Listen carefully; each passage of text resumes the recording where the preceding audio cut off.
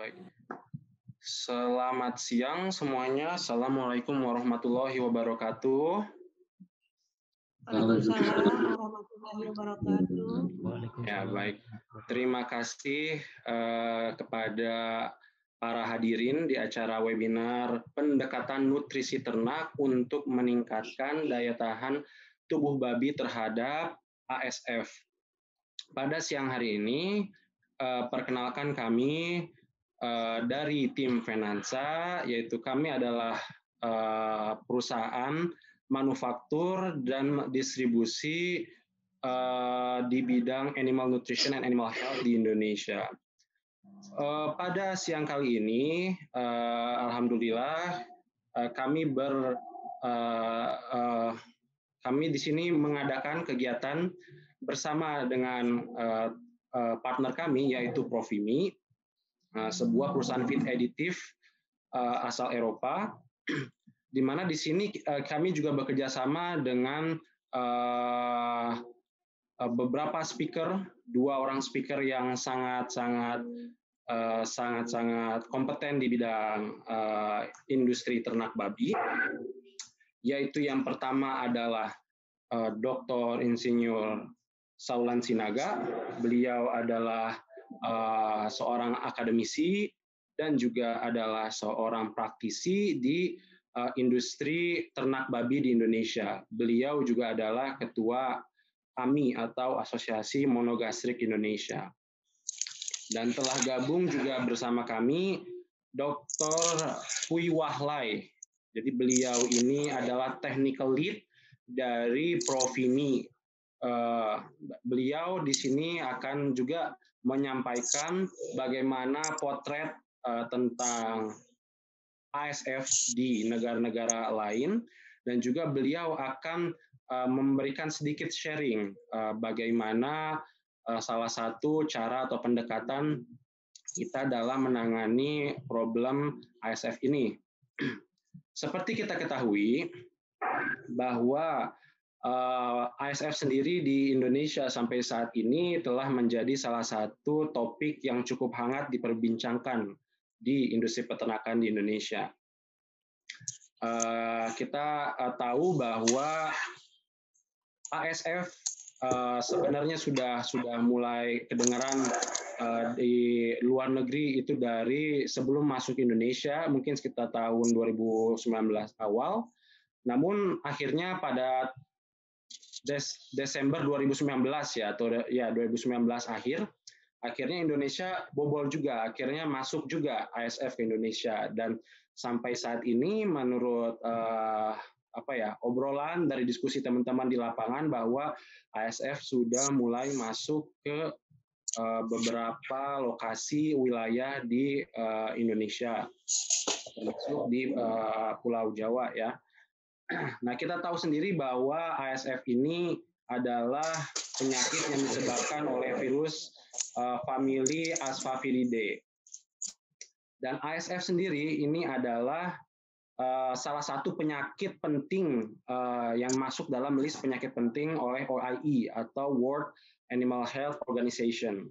Sehingga negara-negara yang mengalami kasus ASF diwajibkan untuk report agar penanganannya pun dapat komprehensif. Tentunya ASF sangat merugikan teman-teman peternak ya, dimulai dari kematian yang banyak sehingga akan menurunkan populasi, dan juga akibat populasi yang turun sehingga harga cenderung naik ya. Itu. Langsung saja. Untuk membahasnya pada kali ini kita berbahagia bahwa sudah bergabung bersama kami di sini Pak Saulan Sinaga ya. Saya akan coba bacakan CV-nya sebentar. Ya.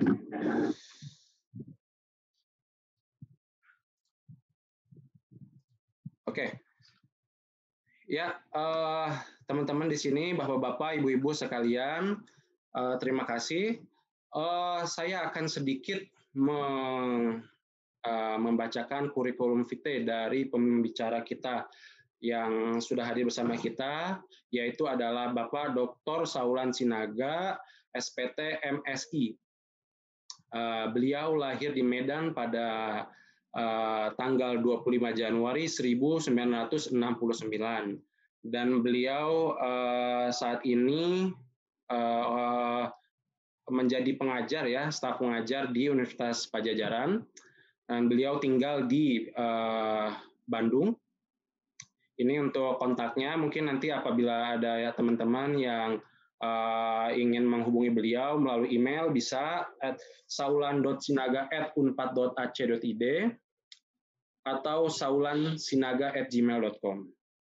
Lalu untuk pengalaman mengajar beliau, jadi beliau ini mengampu mata kuliah produksi ternak babi ya untuk program pendidikan sarjana dan pasca sarjana di FAPET dan FKH Unpad, tuh, 2 fakultas.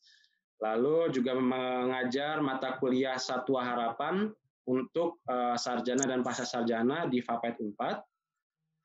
Lalu untuk organisasi yang beliau ikuti, yaitu ya beliau adalah dosen di FAPET dan FKH Unpad dari tahun 1995 sampai dengan sekarang.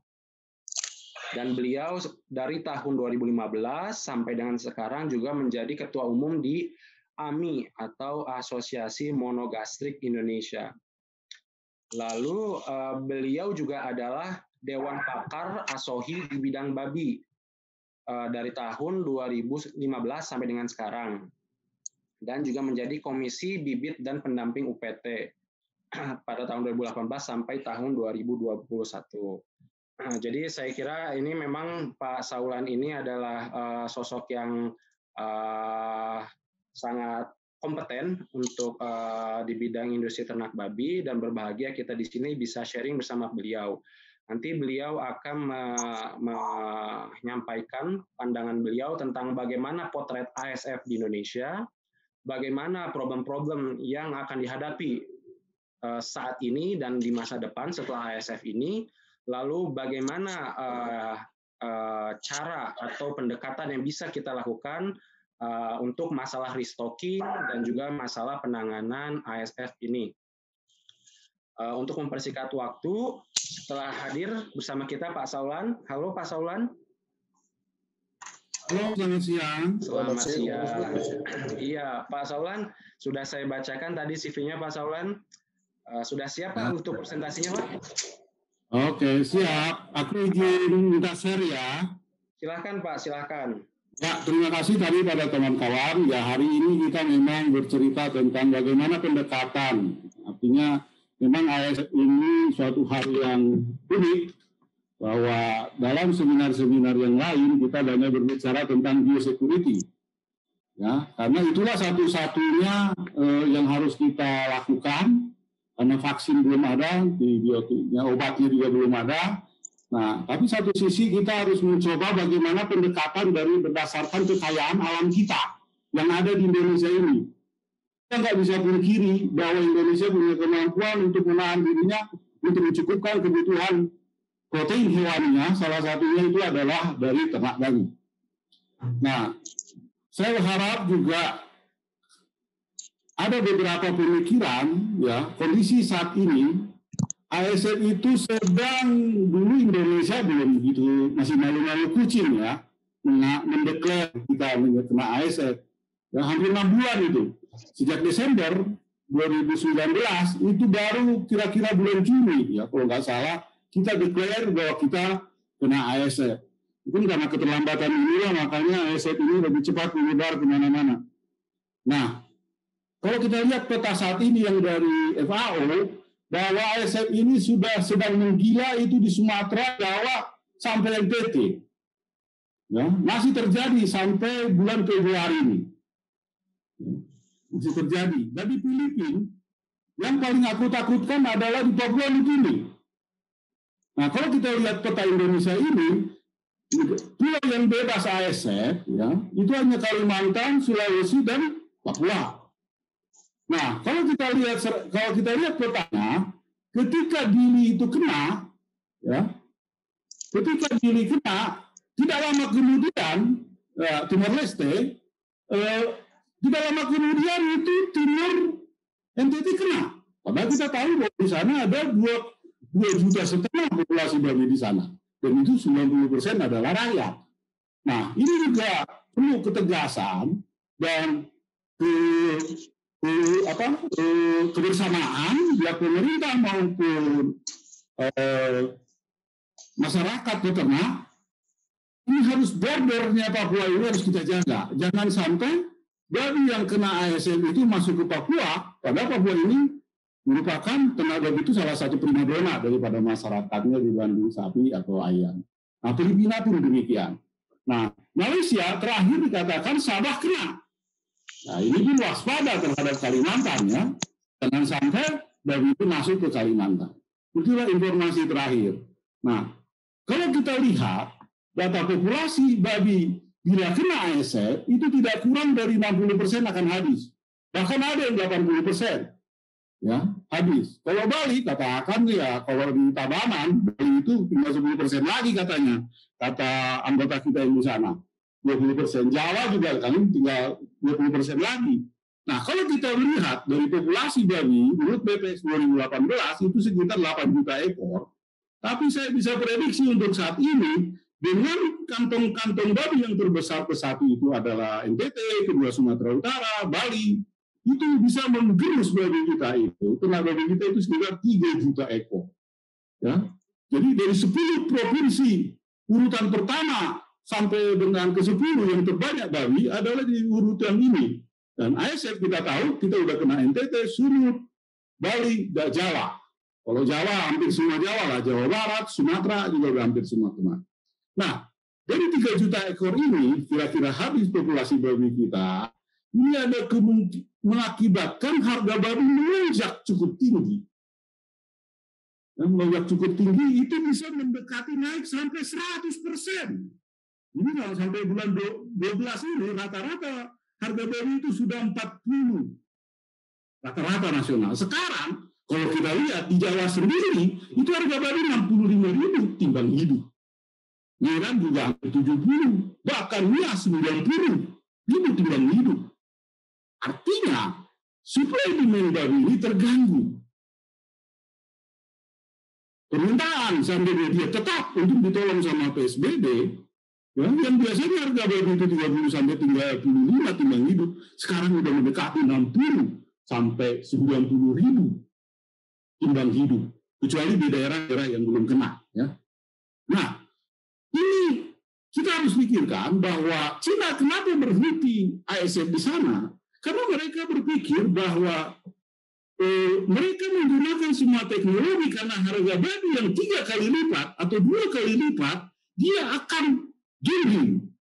Jadi bila seandainya babi itu hanya hidup 1 dari 2, dia masih untung. Karena babi kita tahu lah antara 20 sampai 25 biayanya. Tapi kalau harga babi 65 sampai 90, kita harus mengambil momen ini, bukannya berhenti. Walaupun seandainya memang agak ngeri juga ya. Seandainya pun setengah babi itu hidup, kita masih untung. Dengan harga babi yang 60.000 sampai 65.000 timbang hidup. Nah ini mungkin dalam pertimbangan. Kenapa? Jangan sampai populasi babi ini habis, akhirnya yang aku takutkan, peternak rakyat itu tergerus kayak ayam. Kita harus new normal, artinya menggunakan semua teknologi supaya babi ini tetap ada, peternak rakyat itu ada, medium ada, mandiri ada, dan semuanya masih ada. Kalau itu habis rakyat itu nanti akan berbahaya ketahanan pangan kita ini.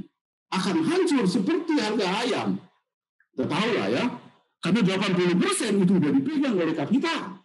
Tapi babi 80% masih dipegang oleh rakyat. Karena babi ini ada keunikan ilmu, dia adalah captive market.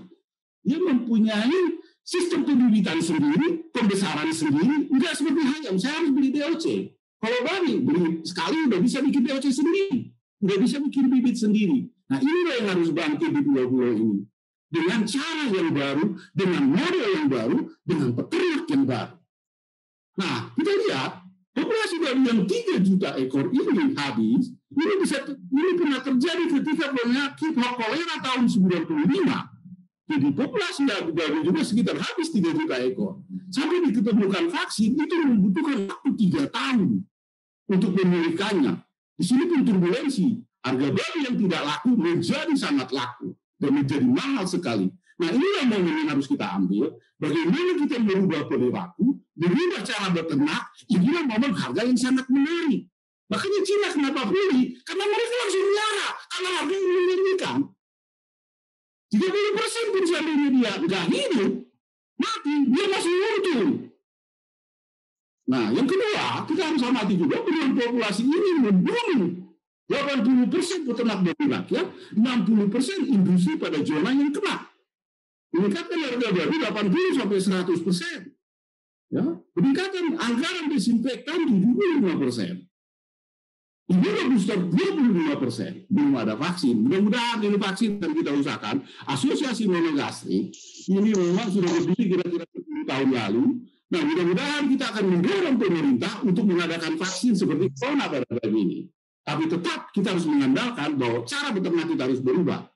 Bahwa kita harus mengedepankan biosecurity supaya ASF ini tidak menyerang kandang kita. Selanjutnya, cara untuk program ke depan yang sudah dilebih juga dengan negara, bagaimana merestocking babi yang terutama pada kantong-kantong yang habis. Misalnya Sumatera Utara, dia kedua terbesar, NTB juga begitu. Nah, bagaimana cara merestockingnya? Ya, kalau kita lihat, kalau kita ingin kembalikan populasi babi seperti tahun lalu 2019, kita kurang 3 juta ekor itu. Nah, kalau kita lihat populasi babi yang 3 juta ekor ini habis, itu kira-kira membutuhkan kira-kira 3-5 tahun. Itu akan recovery. Nah, bagi siapa yang stocking sekarang dan menggunakan new normal, dia masih keuntungan kira-kira 5 tahun ke depan. Kalau lihat usaha babi, kalau kita bisa bagus, di event point itu bisa sampai ya periodenya itu 2 tahun. Nah, ini juga dirangsangan bahwa harga babi yang tinggi ini kemungkinan akan sampai 5 tahun ke depan. Ya. Karena kebutuhan bagi potong kita itu yang potong resmi aja di negara itu 200.000 ekor per tahun. Itu 100 kilo bisa kita hidup bisa 20.000 ton. 20.000 ton gitu. Jadi kira-kira inilah menjadi peluang kita bahwa yang mengkonsumsi babi di Indonesia itu cukup tinggi. Dan itu bagian daripada budaya. Ini pengamatan saya. Ya. Jadi kita harus strategi ke depan itu bagaimana harus cepat restocking karena kita punya peluang 5 tahun dengan cara yang baru mempunyai keuntungan. Itu pun kita amati. Ya, kalau bila seandainya restocking itu 6 ekor itu per tahun.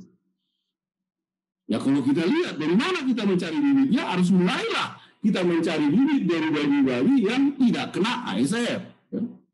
Nah, pengadaan desinfektan juga, vaksin juga nanti mungkin ke depan akan diurus. Ya, kita akan usahakan dengan semua kawan-kawan yang ada. Ya, premik juga, obat-obatan. Ya. Terus ada juga kita pikirkan bahwa cara beternak kita nggak boleh lagi cara sistem peternakan rakyat yang individu. Lebih baik kita menggunakan bergabung satu sama lain sehingga membantu kita sama-sama di dalam manajemen atau beroperasi. Ya. Begitu juga untuk permodalan kita bisa bersama-sama. Jadi peluang bisnis babi 5 tahun ke depan cukup menjanjikan dengan cara yang baru, bukan dengan cara.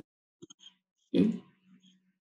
Pendekatan sekarang yang bisa kita lakukan dari kacamata hari ini adalah bagaimana kita berorientasi peternakan itu. Saya yakin dunia ini sedang menuju kepada perubahannya, bahwa dunia ini begitu keras kita mengeksplorasi bumi, kita harus kembali kepada budaya ternak yang aman. Kita tahu bahwa sistem peternakan kita yang begitu keras terhadap industri, sehingga yang kita makan itu semuanya. Kalau di data Singapura, bahwa 57% kita itu sudah lebih batas maksimum antibiotik daging yang kita makan. Begitu kerasnya kita mengintip babi itu dengan obat-obatan, dengan segala macam. Akhirnya wajarlah menuju pada titik keseimbangannya. Bahkan dikatakan di sini, debu kandang kita, pakan dan feses kita, sudah 90% terkontaminasi.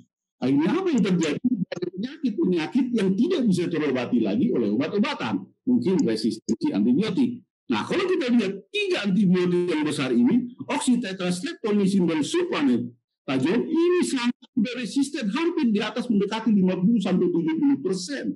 Makanya, kalau baby kita masih menggunakan, saya yakin dia akan garuk-garuk aja, tidak akan sembuh. Pada peternaknya juga begitu, sudah 30% resistensi. Nah, ini pun harus kita lakukan cara yang baru beternak kita, supaya baby kita itu betul hidup dengan biosecurity yang ketat, dengan makan yang baik, suatu pendekatan yang baik. Ya, ini pendekatan nutrisi kita untuk meningkatkan antibodi kita dan meningkatkan antibodi orang yang memakannya juga. Ya. Food quality for food safety, apapun yang kita makan akan berpengaruh kepada apa yang kesehatan kita. Artinya, ternak yang sehat akan menghasilkan kita pun yang sehat. Kelihatannya kita harus kembali ke alam, kita harus kembali ke awal, kita harus menggunakan bahan-bahan alam yang kaya akan Indonesia ini supaya kita bisa meningkatkan daya tahan tubuh si babi dengan tidak menggunakan sistem biosecurity yang nopan, akhirnya akan kita bisa hidup dan maju. Nah, saya akan pendekatan ya. Kalau kita lihat potensi Indonesia ini ya, sangat baik untuk pengembangan penggunaan negara yang sangat kaya kan karena keragaman sumber daya alam. Hal ini menjadi suatu tantangan sekaligus harapan bagi umat untuk menggali berbagai macam potensi yang tersedia untuk kepentingan ilmu pengetahuan dan kemakmuran peternakan. Hasil pembuatan jamu atau obat-obatan fitobiotik ini dapat menjadi alternatif dalam memproduksi dan menjadi industri di dalam usaha peternakan kita. Tak saya lanjut. Nah, beberapa kelompok ini saya yakin di negara kita atau di kampung kita manapun ini pasti ada bahan-bahan ini. Ya. Dan ini adalah bahan yang mempunyai fungsi yang sangat luar biasa dalam pendekatan nutrisi untuk meningkatkan daya tahan tubuh. Ada beberapa peternak yang menggunakan bahan ini di peternakan raya, dia cenderung bertahan ketika orang lain mati. Kalau nanti kita baca, nanti kita dari Finansa dan kawan kita akan berbicara dari segi industri. Ada beberapa data ya bahwa banyak tanaman kita di Indonesia ini, kalau kita lihat dari data Bio Hayati, kita menempati urutan 2 setelah Brazil untuk tanaman herbal. Urutan kedua setelah Brazil untuk tanaman herbal. Banyak sekali berbagai daerah, bagaimana caranya ini kita gunakan untuk peternakan babi, dan saya tertarik untuk meneliti ini 10 tahun lalu, dan terakhir 2 tahun lalu, saya beberapa data dapat saya peroleh, bahwa dia dapat meningkatkan imunitas dari pagi peternakan maupun industri. Nanti ceritanya lain lagi, bagaimana caranya untuk peternakan rakyat, bagaimana kita menggunakan bahan-bahan ini untuk peternakan rakyat. Ya, salah satu fenol ini adalah bahan yang diperoleh daripada tanaman, ya, dari hasil dari metabolisme sekunder. Ini ada 8.000 jenis fenol dan berguna untuk meningkatkan kecernaan, daya tahan tubuh, dan pertumbuhan. Salah satunya kita lihat aja di sini klasifikasi fenol itu kalau kita lihat tahun 2006 menurut Vermeeris itu ada C6 sampai dengan polapen. Ini berbagai macam senyawa aktif yang ada di dalam tanaman. Ini banyak di negara kita ini. Hidup dan bisa kita kembangkan, bagi apalagi di sini ada ilmuwan maupun peternak yang dekat dengan alam. Contoh kita lihat aja asam fenolat C1 sampai C6, itu struktur karbonnya. Oke, untuk selanjutnya, fenol ini memiliki dan fungsi sebagai antibakterisida. Artinya dia dapat membunuh virus bakteri yang ada, berfungsi sebagai antiseptik, antihelmintik. Menurut PG tahun 2004. Artinya ketika ini kita campurkan di dalam ransum, ketika ini kita semprotkan di dalam kandang, atau kita gunakan, ini saya yakin kandang itu menjadi steril, sedikit mengurangi akibat penyakit tadi. Ya tanpa biosecurity, jadi saya tidak bisa mengatakan, ya udah pakai ini aja tanpa biosecurity, ya itu namanya bunuh diri. Ya. Tetap kita gunakan, ini adalah salah satu. Contoh, aposin, adenosine itu bersifat anti-asmatik. Ya pernapasan. Dengan kita memberikan ini, pernapasannya menjadi bagus. Asam KVA berperan sebagai analgesik, anti-inflamatori, meningkatkan mobilitas usus, artinya kesehatan usus. Dan anti-inflamasi itu lebih bagus, kuat. Ternak itu menjadi kuat. Nanti kita lihat data-datanya. Ya. Kemarin yang dari cirrus atau dari yang lain sebagai antibakterial dan flu. Artinya Tuhan yang menyediakan penyakit, Tuhan juga yang menyediakan obat. Tinggal open eyes, buka mata. Mari kita mulai menggunakan apa yang ada di alam ini. Oke, selanjutnya, flavonoid berperan berfungsi warna antimikroba. Banyak sekali. Laurelia juga mempunyai antitumor. Ivermectin sebagai pernapasan. Kurkumin menjadi imunostimulator dan pewarna telur alami. Jadi semua bakteri, semua virus, semua antibodi sudah ada di alam. Obatnya. Tinggal kita bagaimana mengembangkan itu. Tapi dengan syarat tadi, saya tidak intinya bahwa ASF ini tidak bisa dilawan oleh satu hal. Harus biosecurity, non-toleran. Apa non-toleran itu? Kita harus jaga ketat ternak dan SDM-nya. Nah, bagaimana mekanisme dari fenol ini? Kalau aku pelajari dari 10 tahun riset, artinya dia senyawa ekstrak tanaman ini atau perubahan tanaman ini dia akan menggertak lambung, usus, pankreas untuk menghasilkan enzim-enzimnya. Terus dia juga akan menggertak pankreas dan lambung dan lain-lain untuk menghasilkan hormonnya. Begitu juga ke hati. Hasil penelitian kita, dengan pemberian ini hatinya menjadi tidak nekrosis. Kalau hatinya tidak rusak, berarti proses semua metabolisme hewan itu ada di hati, sama dengan manusia. Artinya, mesin daripada pencernaan itu menjadi lebih baik. Apa? Kalau kita hal ini kita lakukan, salah satu alternatif ini, apa yang terjadi? Ketika itu kita lakukan pemberian ini, maka bahan-bahan makanan itu akan lebih mudah dicerna karena udah ada dia bergertak tadi hormon dan enzim tadi, dan dia juga membunuh bakteri patogen, sehingga dia juga menjaga mikrofili usus, ketebalan maupun besarnya mikrofili usus di dalam ini itu sangat nyata. Akhirnya apa yang terjadi? Absorpsi makanan menjadi lebih baik. Tambah lagi hal yang menarik, dia menghambat peristaltik usus pada dosis yang tepat. Artinya kalau usus itu lebih lambat, absorpsinya pun makin lebih tinggi. Nah ini salah satu alternatif yang harus kita pikirkan. Apalagi bagi peternakan rakyat, bila Anda berada di dalam hutan, gunakanlah ini sebagai meningkatkan antibodi hewan saudara. Tapi jangan ini diberikan ketika sakit. Berikanlah ini menjadikan hewan itu mulai hidup dari sekarang. Karena ini tidak mempunyai daya tahan ketika dia sakit. Apalagi virus. Tapi dia mempunyai sifat antibodi yang dia jaga ketika tubuhnya dalam kondisi stabil. Bukan pengobatan. Nah, ini pada babi, pemberian 0,4% dapat meningkatkan pertambahan bobot badan dan efisiensi ransum. Ini ada beberapa data yang sudah kita teliti, yang sudah kita dapat, bahwa pemberian fenol ini hanya kulit dan rimpang jahe sedikit, bahwa dia pemberian ini sudah kita ekstrakan dalam PPM, itu ternyata saya bandingkan dengan antibiotik, ya antibiotik R0 kontrol, R0 itu tanpa antibiotik, ternyata dia bisa menghasilkan konsumsi ransum yang sama. Tetapi kecernaan energi dan protein, kecernaan energinya atau kecernaan proteinnya kita lihat di sini, dia bisa lebih tinggi atau sama dengan antibiotik pada R2 dan R3. Nah, begitu pun bakteri, kita sudah biasa menggunakan growth promotor, ya. Sekarang sudah dilarang sih, tahun 2018 kemarin sudah dilarang 3 bulan Desember atau Januari itu. Nah, kita bandingkan ini antibiotik, kita berikan dosis herbal Dan ini saya kasih 120, 160, dan 200 ppm, ternyata dia bisa pada dosis 120 pun dia sama. Artinya Tuhan sudah menyediakan obat di alam ini untuk kecernaan, protein, dan energi. Kita lihat performa produksinya.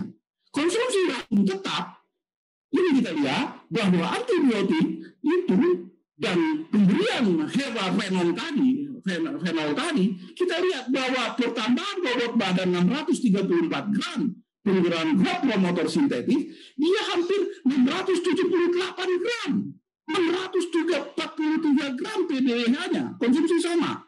Artinya di sini 160 ppm masih sama dengan bahan-bahan tadi, tapi diberikan terus. Bukan kondisi sakit saja. Begitu di sini ada darahnya. Kalau kita lihat darahnya, ternyata pemberian ini dapat meningkatkan produksi LDL. Menurunkan LDL dan meningkatkan HDL. Artinya di sini pun empedunya semakin banyak, artinya kolesterolnya menjadi lebih dikit. Jadi bahan yang diberikan fenol atau bahan-bahan aktif tadi, dia menciptakan babi-babi yang sehat untuk dikonsumsi karena low kolesterol dan low fat. Karena empedunya banyak dirangsang keluar. Karena sifat dari kolagoga dan kolaretik. Nah, begitu juga kita amati tentang bakteri dalam feses. Ternyata pemberian herbal ini pada R1 dan R2 dapat menurunkan jumlah bakteri di dalam feses dan usus. Artinya kompetisi yang terjadi itu lebih rendah di dalam memperebut makanan, di dalam kesehatan usus. Nah, begitu juga di sini dalam fesesnya. Dalam fesesnya terlihat bahwa pemberian daripada herbal tadi, fenol tadi, ternyata pemberian pada 160 dan 200 ppm membuat kotorannya menjadi harum.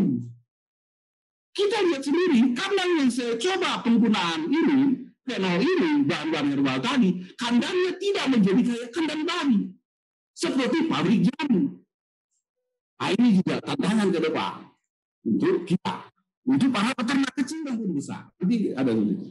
Yang kedua, saya kombinasi. Karena babi ini, tadi hanya khusus herbal saja, saya kombinasi dengan betain. Kita tahu betain ini mempunyai fungsi yang sangat luar biasa terhadap stres, terhadap cekaman, terhadap tantangan penyakit. Kita tahu bahwa betain itu adalah senyawa yang sangat bagus, yang berfungsi dua. Yang saya adalah menjaga osmosis sel, artinya membantu sel-sel tubuh kita itu untuk mempertahankan air, ion di dalam sel. Yang kedua adalah fungsi betain ini sebagai donor metil. Kalau kita baca dalam ilmu nutrisi, metil itu untuk apa? Metil ini berguna di dalam sel atau metabolisme, menjaga ketersediaan asam amino metionin dan kolin. Artinya ketika kita menggunakan betain, cukup. Ini ada pertanyaan pasti. Kenapa Pak herbal harus dikombinasi dengan betain? Kenapa harus begitu? Ya, pada penelitian selanjutnya. Nah, ini gunanya dari dua sisi saya lihat, dari hasil riset saya dan kawan-kawan yang membantu, baik murid dan mahasiswa pasca sarjana, bahwa herbal yang ada di negara kita itu dia berfungsi untuk bergerak di dalam sisi jaringan dan kelenjar. Dia di kelenjar pankreas, kelenjar usus, kelenjar hati, kelenjar empedu, dan lain-lain. Nah, kalau betain ini dia bekerja dan berfungsi di dalam sel. Jadi kita melihat kombinasi kelenjar yang merangsang semua enzimatis, kombinasi di sel bekerja secara optimum di dalam sel. Mudah-mudahan dengan cara kerja ini ternak menjadi sehat dan kuat menghadapi tantangan cekaman penyakit maupun virus bakteri dari luar. Itulah ya itu kerangka berpikirnya. Nah, kenapa kita gunakan betain tadi? Dia adalah tetap menjaga ion-ion di dalam sel itu tetap jaga airnya. Dia tidak akan keruh ketika stres panas. Ketika stres ion apapun dia tetap stiff. Makanya kadang dibilang betain ini anti stres pada induk dan semua ukuran daging atau sapi juga sering dipakai. Nah, kenapa dia bisa begitu? Karena si betain ini berfungsi sebagai untuk menjaga metionin dan kolin tidak atau berkurang dipakai. Akhirnya si metionin dan kolin, asam amino esensial ini dijaga, diproduksi untuk pertumbuhan berat badan. Tapi bukan untuk membuat sintesis yang lain. Karena sudah ada betain sebagai substitusinya. Karena dia lebih mudah dan lebih murah menggunakan betain daripada metionin dan kolin. Yang kedua, dia berfungsi untuk menghasilkan, memproduksi si metil-donormetil ini, membuat DNA dan RNA. Artinya sel-sel dalam tubuh ternak itu semakin lebih banyak, artinya dia semakin lebih kuat menghadapi tantangan dari luar ketika ada sel itu rusak.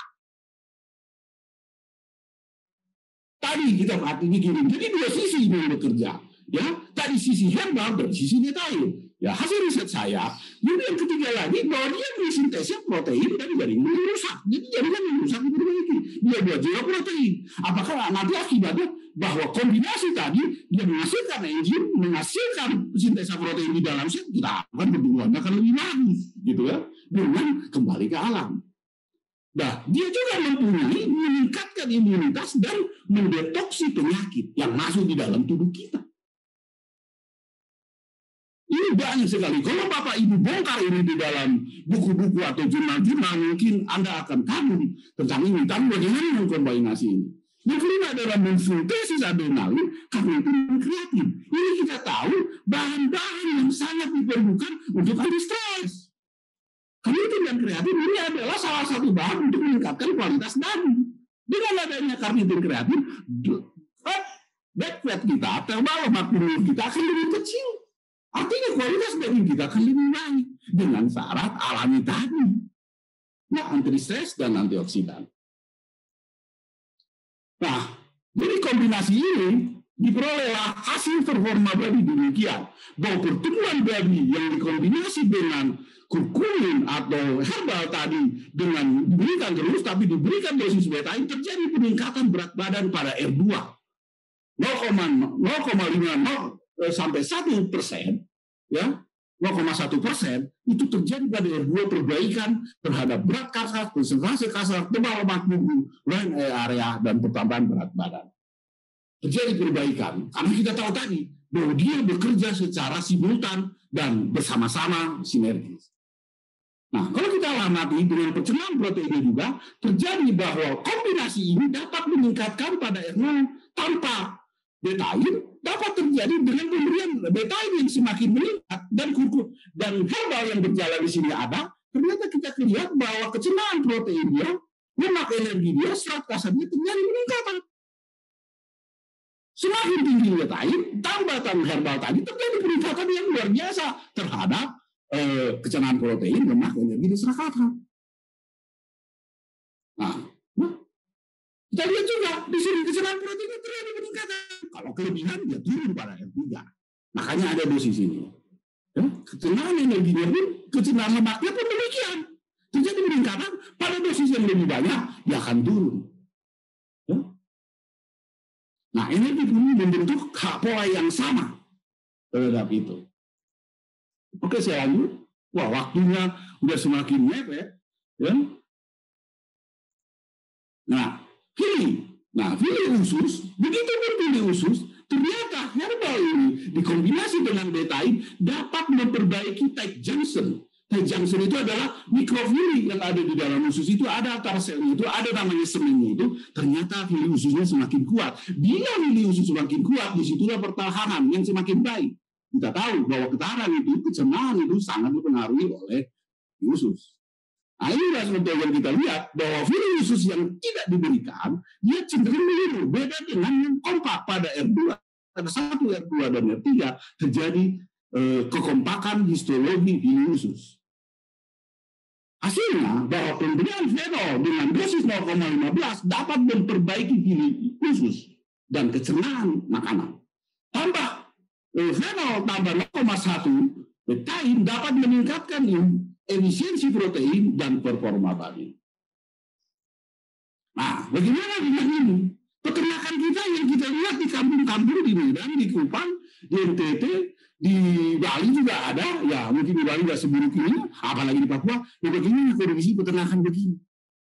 saran saya bagi Bapak peternakan rakyat yang kena sekarang, coba gunakan herbal ini, gunakan itu di dalam langsung. Bisa Anda gunakan langsung dengan dosis misalnya 0,4% atau misalnya 4 on per ton, ya 4 ons per ton atau 440 gram per kinta, itu coba Anda gunakan di dalam langsung. Saya yakin dan biosecurity yang kuat pada kandang-kandang demikian, karena kita harapkan bisa bertahan hidup dari sisi pendekatan nutrisi. Nah, bagaimana sistem industri? Nggak mungkinlah kita membeli itu. Penansa dan kawan-kawan Provina di sini sudah menyediakannya. Mungkin kita akan dengar bagaimana sistem industri itu. Kalau untuk 1.000 ekor babi, nggak mungkinlah saya rebus-rebus jamu atau giling-giling jamu. Kita dengarlah ada barang yang sudah siap pakai yang mendukung industri kita menjadi lebih baik tanpa meninggalkan fungsi alamiah. Jadi kesimpulannya adalah mungkin sama kawan kita akan dibacakan. Saya kira ini sudah saya sampaikan tadi. Yang penting adalah nomor 5 bagi saya, bahwa SDM peternakan babi harus berubah. Pola peternakan harus berubah.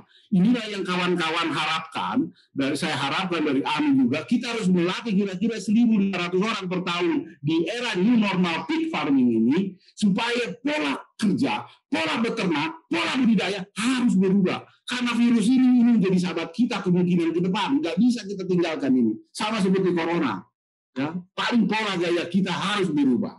Itu aja dari saya ucapkan terima kasih. Selamat berjuang para peternak. Jangan patah semangat, bangkit kembali. Harga bayi makin menjanjikan. Itu aja dari saya. Terima kasih.